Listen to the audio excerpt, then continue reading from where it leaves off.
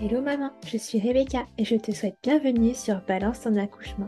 Maman d'un petit garçon et complètement bouleversée par la maternité, je te propose de retrouver ici chaque semaine un ou plusieurs nouveaux récits d'accouchement avec des mots authentiques, sans filtre et sans tabou. L'occasion de partager, d'apprendre et peut-être même de guérir autour de ce grand moment qu'est l'accouchement. Alors si tu es prête, c'est parti! Bonjour à tous. Aujourd'hui, je vous propose de retrouver le témoignage d'Agathe. Agathe est une maman d'un petit garçon, mais aussi une maman d'une petite fille. Une grossesse gémellaire arrivée à terme en grande prématurité. On y aborde sa grossesse, son accouchement, mais aussi les conséquences, la néonatologie et comment le futur de chacun de ses enfants s'est amorcé. Je vous recommande donc de n'écouter la suite de cet épisode que si vous êtes en mesure de le faire, que si l'évocation d'un bébé parti rejoindre les étoiles ne vous choquera pas. Et si jamais vous ne le sentez pas, de nombreux autres épisodes sont disponibles sur le podcast. Alors si vous êtes prêts, c'est parti! Alors bonjour, merci à toi de me rejoindre pour ce nouvel épisode du podcast. Alors pour commencer, est-ce que tu pourrais te présenter s'il te plaît en me donnant ton prénom, en me disant combien d'enfants tu as et quel âge ils ont, et puis en ajoutant tout ce que tu aurais envie. Du coup, je m'appelle Agathe. J'ai deux enfants qui sont des jumeaux, Ulysse et Olympe. Et ils ont 4 mois pratiquement, oui, ils ont 4 mois passés en âge réel et en âge corrigé. Ils ont 27 jours, Ok, en sachant qu'Olympe va à 27 jours, mais dans les étoiles, quoi. ok, d'accord. Eh bien, écoute, on va parler de tout ça. Alors, première question, est-ce que tu avais pensé accouchement dès le début de ta grossesse? Est-ce que c'est quelque chose qui te Oui, stressait? me stresser ou pas forcément, mais j'avais, on va dire, une idée assez précise de ce que je voulais et de ce que je ne voulais pas. J'avais très très envie d'un accouchement physiologique. Pour moi, je voulais absolument un accouchement sans péridurale. Enfin, j'étais très très. Je voulais accoucher à l'hôpital, mais le plus naturellement possible, c'était mon plan à la base. Ok, d'accord. Et est-ce que quand tu avais ce plan-là, tu savais qu'il y avait deux bébés ou pas? Non. En fait, j'avais ce Ok, plan-là avant d'être enceinte déjà. d'accord, ouais, ok. Ce qui souvent bouleverse un petit peu déjà les attentes. Bah, du coup, déjà, quand j'ai su que j'attendais des jumeaux, on m'a dit que c'était impossible d'aller dans la filière d'accouchement physiologique, ce serait suivi en grossesse à risque et tout ça, tout ça. D'accord, ouais. Ok. Alors déjà, est-ce que tu te souviens du moment où vous avez lancé Projet Bébé? Euh, En fait, avec ma conjointe, on s'est connus avant la loi de la PMA pour toutes, Ok, mais du coup, on en avait déjà discuté entre nous de savoir ce qu'on voulait, ce qu'on voulait pas. Donc, en fait, c'était très clair dans notre tête qu'on voulait des enfants. Et ok, après, c'était aussi assez clair dans notre tête et dans notre portefeuille qu'on ne pourrait pas le faire à l'étranger, d'accord. en raison d'une part des coûts, de deux parce qu'on savait que la loi était dans les tuyaux, Ouais, et aussi parce qu'on habite en Bretagne et que pour se rendre en Belgique ou en Espagne au pied levé, c'est pas le plus simple. ouais. Mais c'est vrai que tu fais bien quand même de poser les bases qu'un accouchement déjà, enfin qu'une grossesse, pardon, médicalisée, ça coûte déjà de l'argent, mais alors à l'étranger, c'est pire que tout. Bah après, la grossesse, elle aurait été suivie en France, hein, mais Oui, d'aller fabriquer le bébé à ouais, l'étranger, c'est ça ça. coûtait cher, ouais. Ok. Et vous avez dû attendre longtemps, du coup, avant de lancer concrètement Projet Bébé en France? Ben, en fait, le jour où la loi a été votée, j'avais téléphoné au centre de PMA de notre ville. Donc, on était en liste d'attente, on était les premières de la liste d'attente. Ok, Mais quand même, ça a mis, oui, un peu de temps. Notre premier rendez-vous, c'était en décembre 2021. d'accord. Ok. Et comment ça s'est passé, du coup, ce parcours médicalisé? Bah, ma foi, pas trop, trop mal. Il y a eu quelques fâcheries, mais rien de bien méchant. Enfin, c'est personnel dépendant, en fait. Et comme c'est long, un cycle de PMA, c'est stressant. Il y a des fois une infirmière qui va te piquer et te faire mal, et ça va cristalliser un peu les choses, on va dire. Ou Ouais, juste une parole qui va être plus blessante qu'une autre. Mais dans l'ensemble, ça s'est franchement plutôt bien passé. Je suis tombée enceinte au bout de notre troisième tentative. Ok. Donc c'était pas si long et si insupportable que ça, du coup. Bah, sur le moment, ça le paraissait, mais je pense que les derniers mois qu'on vient de vivre me font remettre beaucoup de choses en perspective aussi. Ouais, c'est sûr. Ok. Et du coup, bah, comment s'est passée ta grossesse? Du coup, tu savais d'entrée de jeu qu'il y avait une chance ou un risque, je sais pas comment tu le prends, d'avoir une grossesse multiple? Euh, je savais qu'avec la PMA, ça se pouvait. Je pensais pas que sur cette insémination-là, c'était possible parce qu'on m'avait pas parlé de ça. Normalement, ils sont censés te le dire, en fait, si tu as plusieurs follicules qui poussent à la stimulation quand ils font les contrôles. Moi, on Ouais. m'avait rien dit. Et en fait, j'ai appris il y a pas longtemps qu'ils s'étaient laissés surprendre eux-mêmes parce que ils n'avaient pas vu ça venir non plus. Ok. Que du coup, j'ai été en consultation il y a pas longtemps. Ils ont repris toutes les mesures, tous les machins et on a re-regardé. Enfin, voilà. Mais pour moi, non, c'était pas, c'était plus une chance qu'un risque d'avoir des jumeaux. Ouais. Ok. Et donc, comment tu prends le jour où tu apprends que tu es enceinte déjà? Bah déjà, j'étais très anxieuse parce que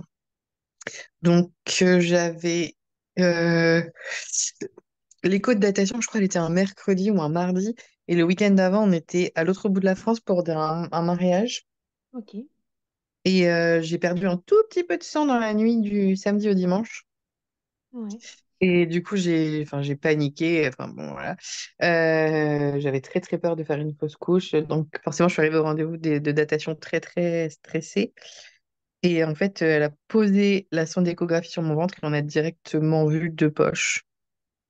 D'accord. Il n'y avait pas de doute possible. Bah non, parce que même nous qui, enfin moi je suis infirmière, mais enfin je suis pas sage-femme, je sais pas lire des échographies. Et direct, elle a dit bon bah on va passer par voie basse parce que là je disais oui oui il y a bien deux poches là. Ok. Donc, du coup, bonne nouvelle quand même d'apprendre que Oh ça bah a oui oui on était fonctionné d'une hyper part et heureuses, ton franchement adieu. on a éclaté de rire, enfin, on était trop contentes quoi. Enfin. Ouais. Ok. Et comment s'est passée ta grossesse, du coup? Bah, alors le premier trimestre, ça allait. Le premier mois, ça allait bien. Puis j'ai commencé à avoir des nausées, un peu chiantes, mais rien d'invalidant non plus. J'ai eu une journée au troisième mois où c'était vraiment l'enfer, où dans la matinée, j'ai vomi. C'était, en fait, ça s'arrêtait pas. Ouais. Mais une matinée seulement. Et c'était le jour où j'avais mon rendez-vous des 3 mois à l'hôpital. Donc directement, on m'a fait une prescription et puis pour des anti-vomitifs. Et Ok. donc ça s'est tassé. J'étais quand même bien fatiguée a posteriori, mais rien de bien transcendant. J'ai été arrêtée. J'ai donc j'ai été arrêtée la troisième semaine du mois de juillet, autour le 21 juillet. Ok. Et là, j'ai commencé à pouvoir un peu plus me reposer. Au final, pas très longtemps, mais mais du coup, non, mais franchement, mon deuxième trimestre était trop bien. On est parti en vacances en Belgique, on est allé à la mer, mon petit bidou a commencé à sortir, j'ai commencé enfin à sentir mes enfants bouger. Ouais. Ça, c'était trop cool. Et puis l'avantage d'avoir une grossesse gémellaire, c'est que t'as une écho tous les mois. Ok. Donc, tu les vois bien Donc, évoluer. ouais, ça me rassurait pas mal. Ok. Et à ce stade-là, du coup, est-ce que tu commences à réfléchir ou est-ce qu'on t'a déjà parlé de ton accouchement? Comment ça allait se passer? Est-ce que tu avais des envies ou des projets? Et ben en fait, du coup, dès que j'ai su que j'attendais des jumeaux, la sage-femme m'a d'emblée dit que du coup, pour la filière physiologique, c'était cuit et qu'il fallait que je sois suivie en gynéco directement Ouais.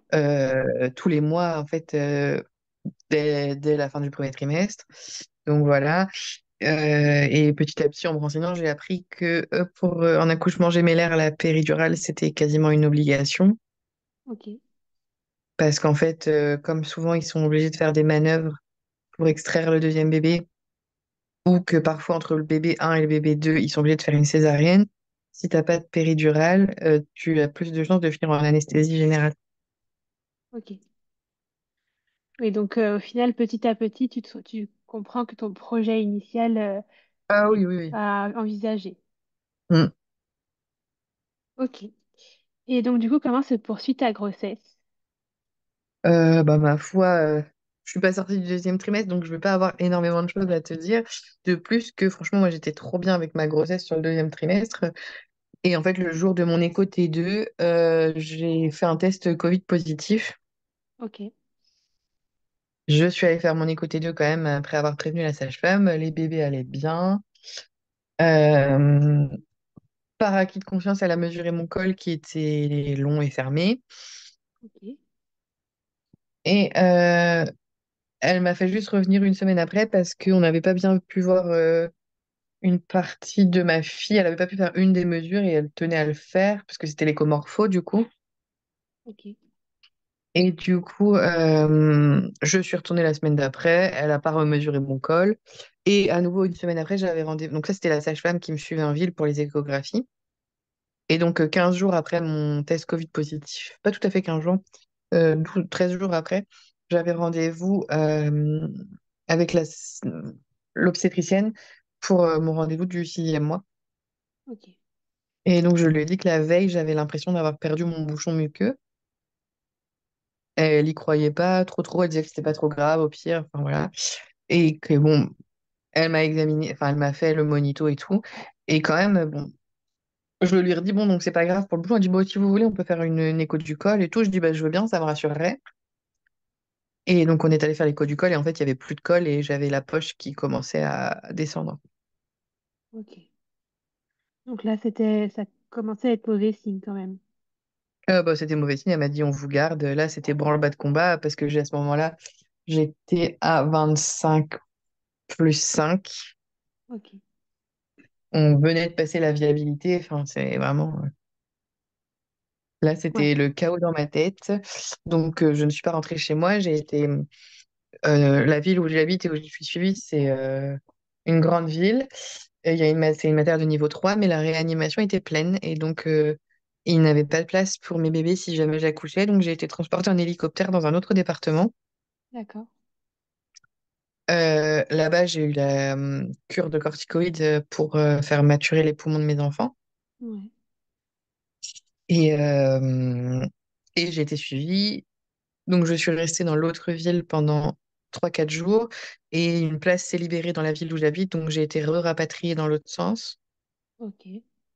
Je suis Ouais, restée en service de grossesse à risque une semaine, enfin, au total 9 jours. J'étais très stable. Les monitos indiquaient qu'il n'y avait pas de contraction ni rien. Mon col ne semblait pas avoir bougé.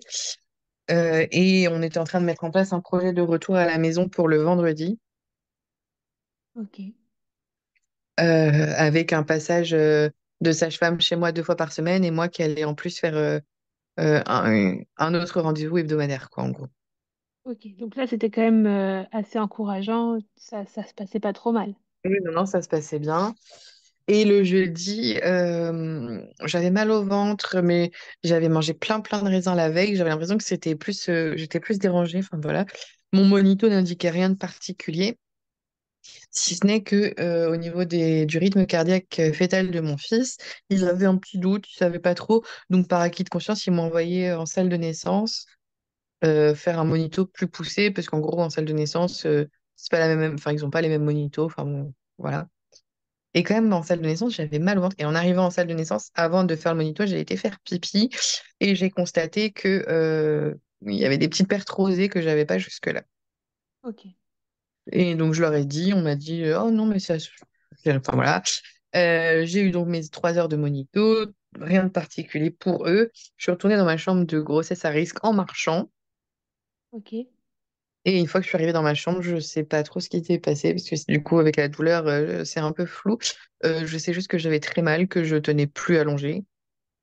Ouais, Je savais plus où me mettre. La seule position où j'étais bien, c'était quand j'étais assise sur les toilettes. Enfin, c'était horrible. J'ai sonné pour appeler la sage-femme.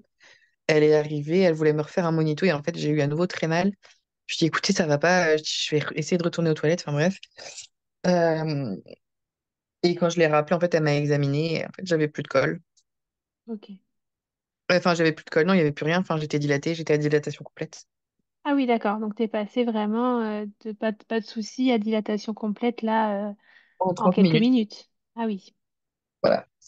Ok. Et est-ce qu'à ce moment-là, ta conjointe était avec toi? Est-ce qu'elle pouvait être... C'était une rare journée où elle était repartie au travail. Ok, Donc, je l'ai appelé sur son portable pro en lui disant, il faut que tu viennes parce que là, je vais accoucher. d'accord. Donc, elle a tout lâché, elle est arrivée. Moi, pendant ce temps-là, ils m'ont amenée en salle de naissance.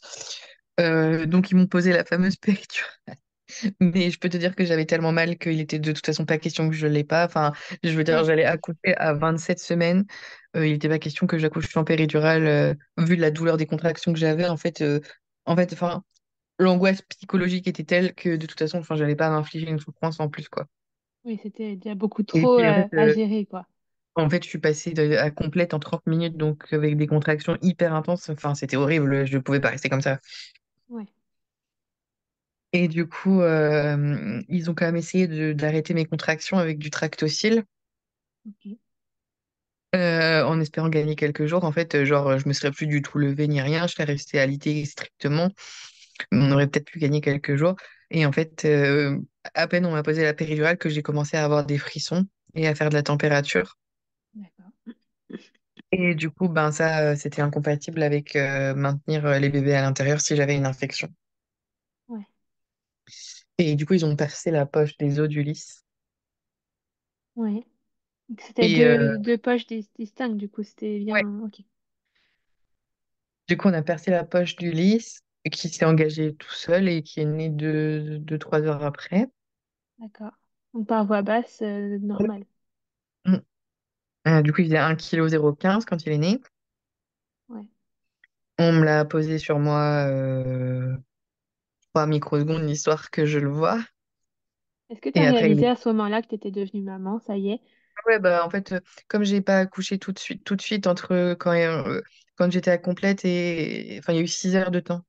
Ok, Du coup, parce que comme la poche des os n'était pas percée, j'avais des contractions, mais une fois que j'ai eu la péridurale, je les sentais plus. ouais, elle a bien fonctionné au moins. Elle a mis du temps à fonctionner. Du coup, ils m'ont fait un autre médicament en plus, mais une fois que ça a fonctionné, j'étais soulagée, ouais. Ok, d'accord. Et du coup, j'ai vu à peine mon fils. J'étais terrorisée parce que je voyais pas s'il respirait ou pas. Enfin, bon, voilà, en plus, il avait un Apgar à 3 à la naissance, donc voilà. Il y avait quoi, pardon?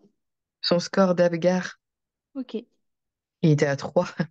Donc moi, j'étais incapable de voir s'il respirait. Enfin, bon, voilà. Donc ils l'ont vite, vite amené. Et là, la gynéco a essayé de commencer à percer la poche de ma fille. ouais. Sauf qu'Olympe, donc Ulysse, qui avait été la tête en bas tout le long de la grossesse, s'était mis en siège la veille. Ah, super. Il a dit non, je veux pas sortir. Bah, sauf que oui, il est descendu tout seul, hein. Ouais, Et après, Olympe, elle était en transverse tout en haut de mon utérus. ok, Et du coup, ils ont fait des manœuvres pour essayer de percer sa poche. Ils ont eu un peu de mal. Et une fois qu'ils avaient percé la poche, ils l'ont descendue. Et en fait, ce faisant, elle a eu la clavicule cassée. ok, J'ai poussé quand même un peu. En fait, ils l'ont amenée au bord et j'ai poussé pour finir de la sortir. ouais, Et pareil, ils me l'ont posé un tout petit peu sur moi. Elle a poussé un tout petit cri. Et pareil, elle est partie après.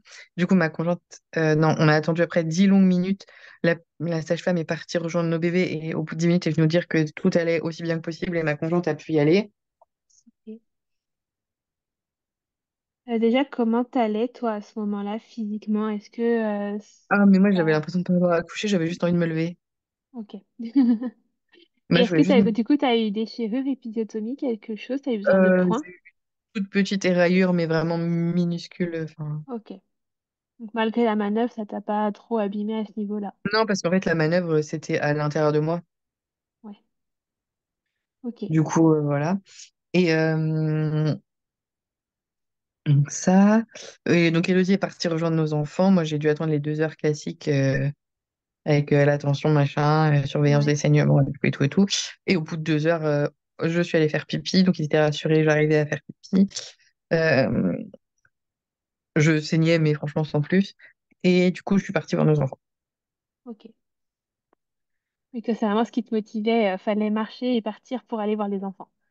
Mais oui, mais en fait, enfin, du coup, Olympe, elle faisait 960 grammes. Mes bébés étaient vraiment tout petits. Ouais. Du coup, moi, j'ai pas vraiment le sentiment d'avoir accouché. Enfin, j'ai accouché, mais enfin, j'ai rien senti. Ouais. En fait, j'ai senti les horribles contractions qui ont fait que je suis passée de un à dilatation complète en 30 minutes. Mais ça, c'est parce qu'en fait, au final, on a su après que j'avais une infection et que c'est pour ça que c'était aussi intense. Ok, Mais en fait, le reste de l'accouchement, j'ai pas eu mal. J'ai rien ouais. eu du tout. Ok. Et alors, comment vont les bébés, justement?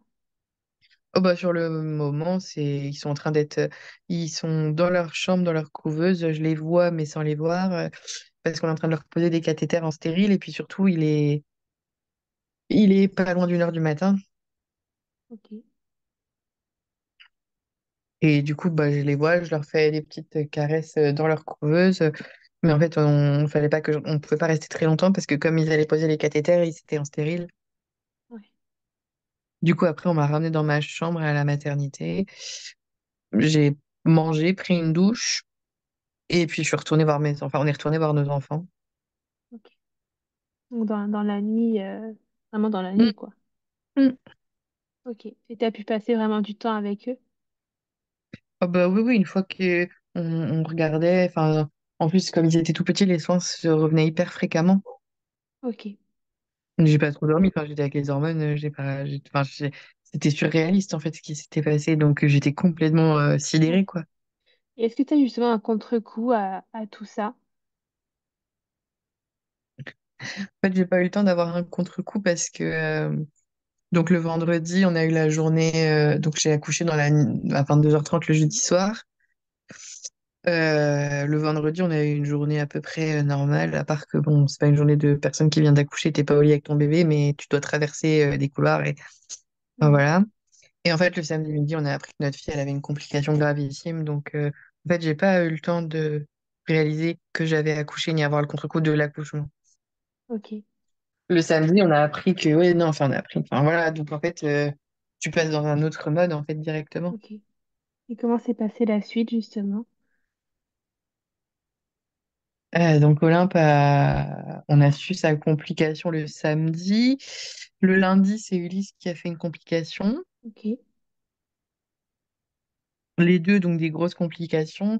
En fait, Olympe, elle avait une hémorragie cérébrale. d'accord. Et Ulysse avait perforé son intestin. Ok. Donc ça, c'est dû à Du la coup, prématurité, du coup? oui. Ouais. Mm. Les puéricultrices nous ont dit, ah bah dis donc, vous faites le grand saut dans la prématurité directement, vous n'avez pas la lune de miel, vous avez rien du Ouais. tout. Et donc voilà, donc gros stress. Moi, j'étais hospitalisée je sais pas pourquoi on m'a ramenée en maternité alors que j'avais une chambre en grossesse à risque et que dans le service de grossesse à risque, ils accueillent les mamans dont les bébés sont extrêmes prématurés comme ça. Moi, on m'a mis en mater. Ok. Et en fait, on m'a proposé de me changer de chambre au milieu du séjour, mais j'allais pas. Bon. Ouais. Et sinon, ça a déjà pris le rythme. Et du coup, oui, c'est ça. Et en fait, quand Ulysse le soir où Ulysse a perforé son intestin, ça a été la goutte de trop. Et le lendemain, j'ai demandé à pouvoir rentrer chez moi. D'accord. Parce que je supportais plus longtemps les bébés pleurer autour, ça me rendait folle. Ouais, forcément, en maternité classique, oui. Mm. Et du coup, après, donc Ulysse a réparé son intestin. Ouais, Et Olympe, en fait, ça ne se voyait pas qu'elle avait fait une hémorragie. Au niveau développement et comportement, elle était comme son frère. d'accord.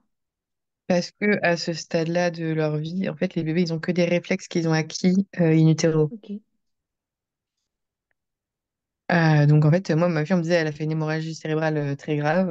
Je disais, ok, bah oui, d'accord. Et en fait, je voyais aucune différence avec son frère. Elle ouvrait les yeux au son de notre voix. Ok. Enfin, et au bout de 10 jours, en fait, ils ont dit qu'il fallait que notre fille passe une IRM du cerveau Ouais, pour voir au juste l'étendue des dégâts. Et en fait, enfin, l'IRM a montré que la quasi-totalité de son cerveau était très très abîmée à cause de l'hémorragie. d'accord. Et que du coup, notre petite fille, elle n'aurait pas franchement de vie Ouais, si si on continuait comme ça et que sa vie, ça aurait été de ne pas comprendre le monde qui l'entoure, de pas pouvoir apprendre à parler, tenir assise, peut-être qu'elle aurait même pas pu manger. ouais. Ouais, ça aurait été une vie Et compliquée. bah, de grandes Ouais, souffrances. Et, euh, et en fait, en plus de ça, il y avait la zone du cerveau qui gère l'épilepsie qui était atteinte. Et donc, en fait, elle aurait probablement fait des crises d'épilepsie oui, très, très fréquemment. Et le problème, c'est que quand tu fais des crises d'épilepsie, parce que cette zone de ton cerveau est abîmée, on peut te donner des médicaments, mais au bout de pas longtemps, les médicaments, le corps s'habitue et tu peux plus faire grand-chose, quoi. d'accord. Et du coup, on nous a dit que, enfin, nous, enfin, je suis infirmière en soins palliatifs, en Ok, fait. Donc, voilà. Mais, on en avait déjà un peu discuté entre nous, mais de toute façon, les médecins, voilà, c'est là qui voulaient nous amener à arrêter les soins de notre fille. ouais,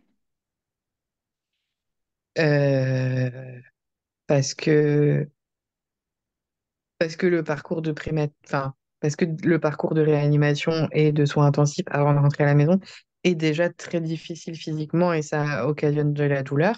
ouais, Mais là, c'était faire souffrir notre fille dans quel but, en fait? Enfin, et on a, après, enfin, il y a eu c'était pas que les médecins de l'hôpital qui disaient ça pour notre fille. L'imagerie du cerveau de notre fille, elle a été lue par un neuropédiatre ouais, qui après suit les enfants extrêmes prématurés comme nos enfants, enfin très grands prématurés, qui les suit à long terme. d'accord. Et donc lui, il a plus de recul sur avec telle imagerie, on a tel résultat à 4 ans, 5 ans, 3 ans, Oui, c'est un enfin. expert en la matière, quoi. Et c'est ça, ouais, ouais, Mm. c'est un très, enfin, il est assez reconnu, enfin voilà. Et du coup, enfin, c'est lui qui a posé le diagnostic et c'est lui qui a dit, voilà, alors vu que telle zone est atteinte, il y aura ça. Enfin, c'était pas, enfin, ils étaient très sûrs d'eux quand même. C'était pas une estimation. Ouais, Ils étaient, c'était presque des certitudes. d'accord, ouais.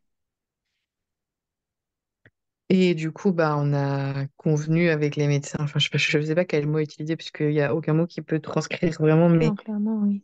on a acté qu'on passait notre fille en soins palliatifs Ouais, et qu'à compter de ce jour, on lui faisait plus de prise de sang et, et qu'on arrêtait de lui faire des soins qui font mal, en fait. ouais, Et après, notre fille, c'est une chipie. Elle a chopé, en fait, quand tu actes de passer un enfant en soins palliatifs et d'arrêter ses soins à moyen terme ou court terme, il faut que la loi t'oblige à faire une réunion collégiale d'accord. avec des médecins extérieurs au service qui prennent en revue le dossier, en fait, pour vérifier qu'on n'abuse pas et qu'on n'est pas en train de faire des choses qu'il faut pas faire, quoi. Et du coup, euh, et du coup, en fait, la veille de la réunion collégiale qui la concernait, notre fille a fait une infection pulmonaire Ok. et du coup, elle a dû être intubée. Ok, parce que du coup, la décision n'était pas encore officiellement actée, donc les soins n'étaient pas tout à fait arrêtés. Non, non. Les Et du coup, elle a montagnes été intubée russes. dans la nuit. Et en fait, enfin, du coup, le fait qu'Olympe ait été intubée dans notre tête, enfin, moi, j'avais très peur parce que jusque-là, enfin, nos enfants, les deux, ils respiraient tous les deux avec un masque, mais pas de son d'intubation. Et en fait, je comprenais pas enfin, par quel moyen on allait juste, enfin, si, je comprenais, mais je voulais pas me le dire, en fait, à moi-même, comment ça allait se passer, l'arrêt des soins de notre fille, comment elle allait mourir à proprement parler, Mm. en fait. Et bah, du coup, vu qu'elle a été intubée, c'était plus simple pour moi de me l'imaginer parce que du coup, en fait, on allait lui enlever sa sonde d'intubation et elle allait partir, Ouais. quoi. Et moi, t'avais au moins la façon, tu comprenais, quoi. Oui, c'est ça. Et du coup, après, on a convenu avec les médecins que ça se ferait à notre rythme à nous et que, à moins qu'Olympe montre des signes d'inconfort, il y aurait personne ne nous presserait à faire les choses, il n'y avait aucune Ouais, urgence. Et du coup, nous, on a pris presque 15 jours avec nos enfants avant d'arrêter les soins d'Olympe, enfin, avant de l'extuber. Et pendant ces 15 jours, on a fait dormir nos enfants ensemble, on a pris leurs empreintes de main, de pied, Olympe, on l'a fait sortir, enfin, elle a vu non, mais elle a senti le soleil et le vent sur sa peau parce qu'on l'a emmené dans le sas où les ambulances arrivent Ok. pour que sa vie n'ait pas été que les murs de sa chambre. Il n'y avait pas de fenêtre dans leur chambre. Ouais.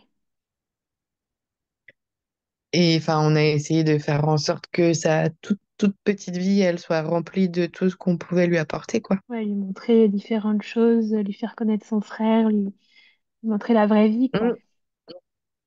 Enfin, on lui a lu des histoires. Alors du coup, comme moi j'adore Harry Potter et du coup, comme je savais que je pourrais jamais lire Harry Potter avec ma fille, bah, je lui ai raconté la fin d'Harry Potter en accéléré. L'histoire courte d'Harry Potter. Oui, c'est ça.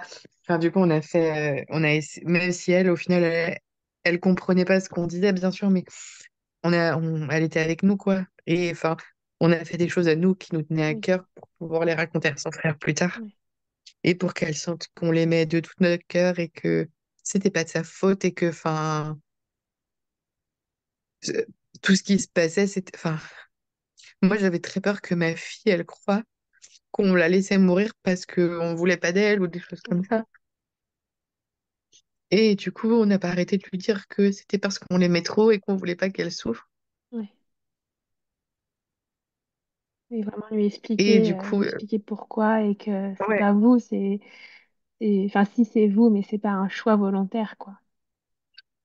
il nous aurait pas laissé le choix, on l'a su après, mais si on n'avait pas dit oui le jour de la première réunion, il serait régulièrement revenu nous Oui, dire comment aurait été sa vie, il nous aurait envoyé des psychologues. oui, Enfin,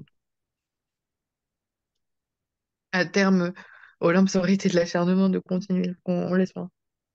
ok. Un bébé prématuré, quand il doit apprendre à manger, ça fait très mal. Ulysse, ça a été compliqué d'apprendre à manger, à digérer, ça lui faisait mal. Mais comme pour lui, le projet était tout autre, bah, cette douleur, elle était estimée raisonnable au vu de la suite. Ouais. Et au moins, il avait une vie correcte qui l'attendait derrière, quoi. Bah oui, oui, Ulysse, il a aucune séquelle cérébrale de sa grande prématurité. Son IRM de cerveau est normal, il se développe normalement. Et si Olympe, on n'avait pas arrêté les soins, probablement que là, déjà, on commencerait à voir les différences. Ouais, et forcément, ouais. Ou pas forcément maintenant, mais on nous a dit que, en tous les cas, c'était sûr qu'à partir de 6 mois, un an, on aurait vu. Parce qu'en fait, elle aurait jamais, enfin, c'était non, je dis probablement, mais il est quasi certain qu'elle n'aurait jamais appris à se déplacer à quatre pattes, ou à Oui, ramper, ou à tenir assise. Donc, elle n'aurait jamais marché. ouais, c'est sûr. Et enfin, en tout cas, nous, enfin, ce qui est très important pour nous, c'est nous, on n'a pas arrêté les soins de notre fille pour nous parce que c'était trop dur pour Oui, nous d'avoir un enfant handicapé. Nous, on a arrêté les soins de notre fille parce que notre fille, on l'aime trop pour lui imposer de la souffrance. ouais. Et enfin, parce que entre avoir un enfant handicapé et avoir un enfant mort, bah, moi, ouais, Mm. c'est pas la même souffrance. Et enfin, nous, on a pris perpétuité maintenant de Ouais, souffrance.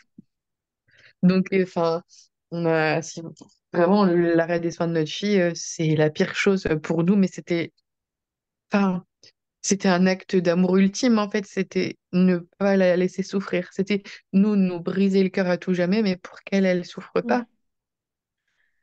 Et oui, c'est ça, c'est pour elle, en fait, la décision. Parce que ça aurait été terrible pour elle d'avoir une vie sans rien pouvoir faire, sans rien pouvoir comprendre, sans... Bah, même sans pouvoir s'exprimer, enfin, Ça. c'est horrible. Enfin, moi, des personnes polyhandicapées très lourdes, un peu dans ce qu'aurait été notre vie, j'en ai côtoyé, j'en ai pris en soin, et enfin,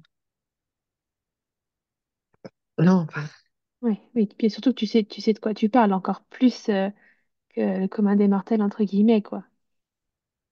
oui, oui, et puis du coup, il y avait aussi un truc qui a beaucoup pesé dans notre décision, c'était que à l'état actuel des choses, parce qu'il faut pas se voiler la face. Là, moi j'ai 29 ans, Elodie elle en a 30.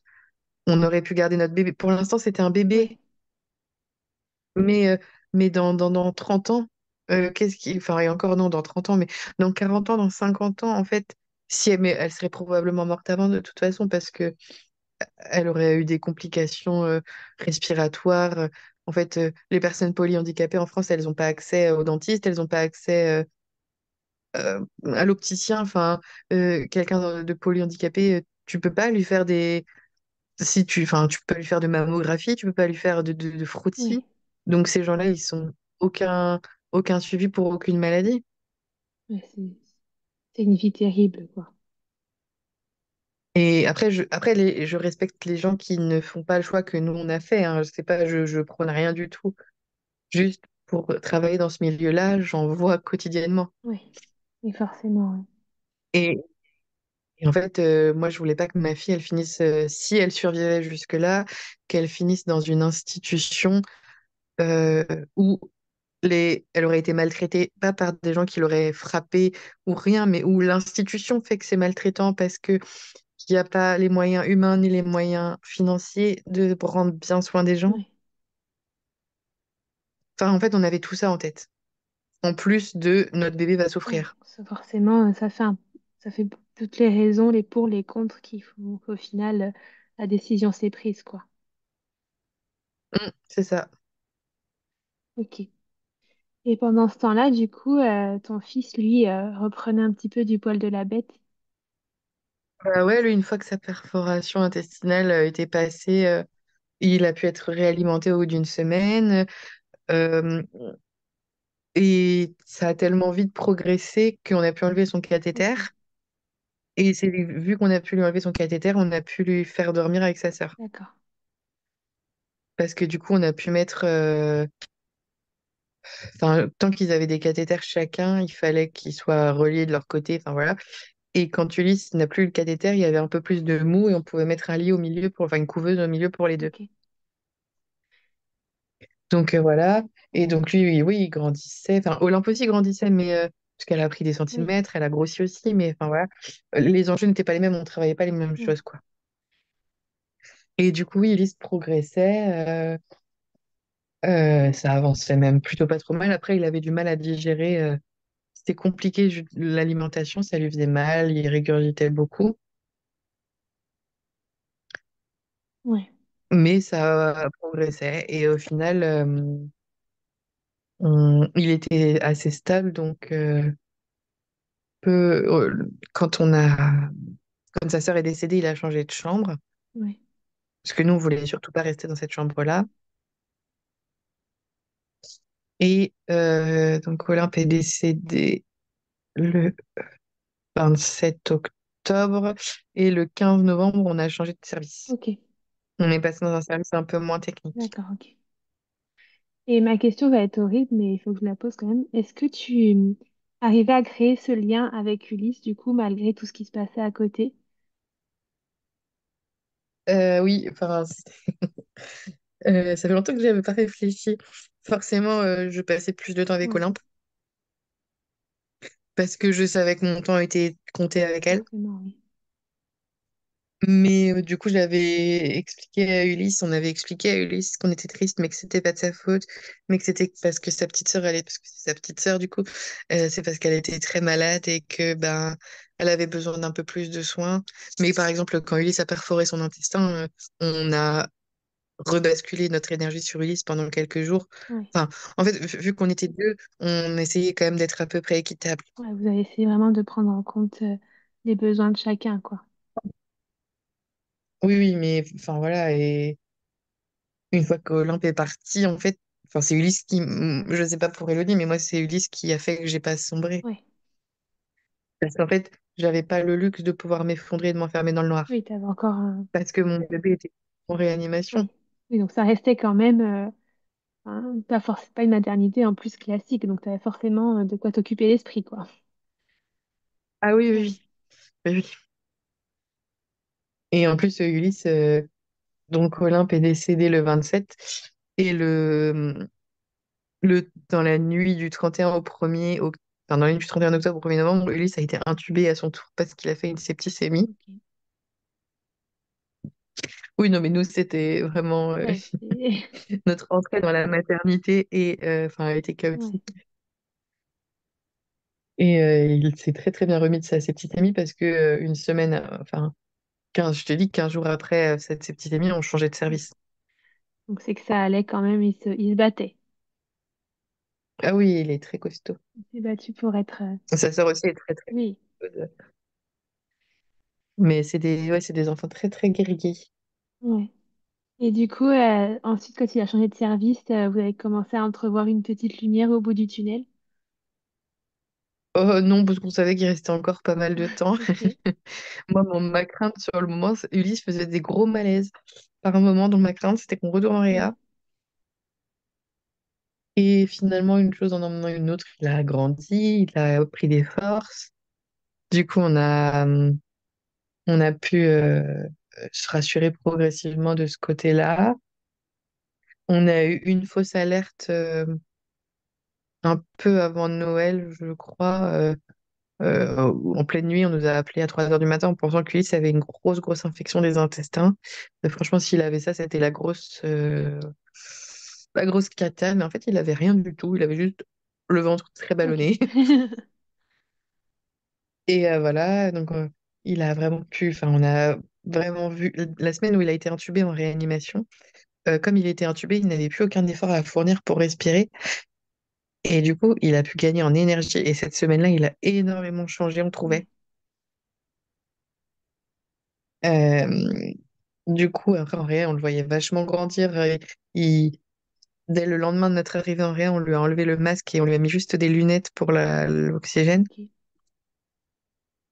Du coup, on a pu vraiment découvrir son visage. Enfin, c'était trop bien ça. Ouais. Jusque-là, il avait un gros masque en fait qui le prenait comme ça et enfin, donc qui prenait son nez, sa bouche et qui remontait par une espèce de colonne et le masque était attaché par un genre de harnais sur le crâne. Ouais. Du coup, on voyait pas trop ses traits et c'était un masque qui insufflait de l'air dans sa bouche donc ça lui faisait des enfin, il avait un visage un peu déformé quoi. Ouais. Ok. Et du coup, on est resté on est resté 6 semaines et 6 jours en réanimation et euh, 6 semaines et 6 jours. Attends, je fais mes calculs. 27 plus 6, 33. Donc c'est ça, 33 plus 6. Et on est sorti à 41 plus 5. Ok.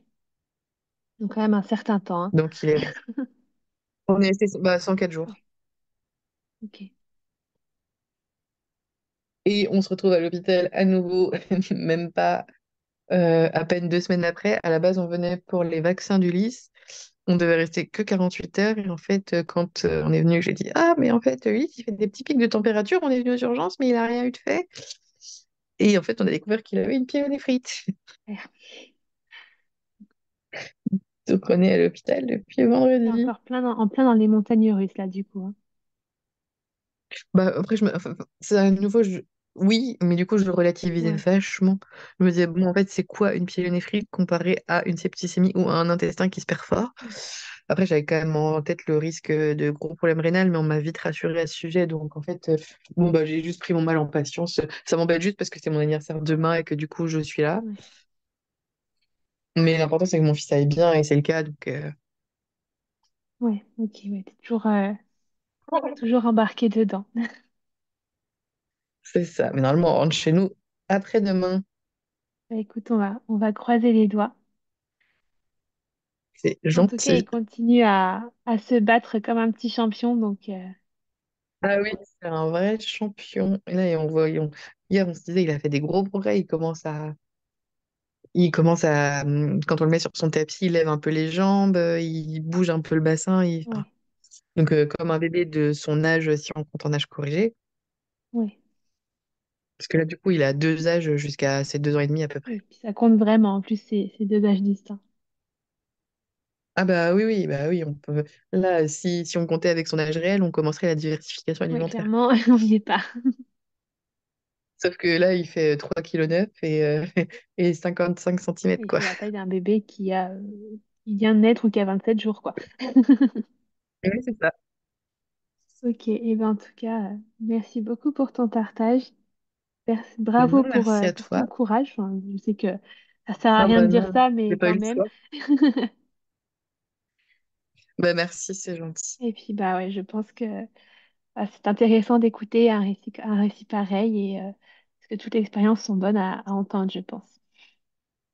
Bah oui, oui, et puis si ça peut aider d'autres personnes qui un jour, enfin, j'espère que personne vivra ce qu'on a vécu, mais Ça malheureusement, je arrive, sais ouais. que c'est le cas. Si un jour ça peut aider quelqu'un. Ouais, c'est sûr. Eh ben, merci beaucoup à toi. Merci à toi. Merci beaucoup d'avoir écouté cet épisode jusqu'au bout. Si jamais il t'a plu et que tu souhaites aider le podcast, n'hésite pas à laisser une petite note sur l'application d'écoute sur laquelle tu es actuellement ou un petit commentaire. Ça me ferait très plaisir et ça peut être d'une grande aide pour aider le projet à avancer. En attendant, je te retrouve mercredi prochain pour une nouvelle histoire d'accouchement.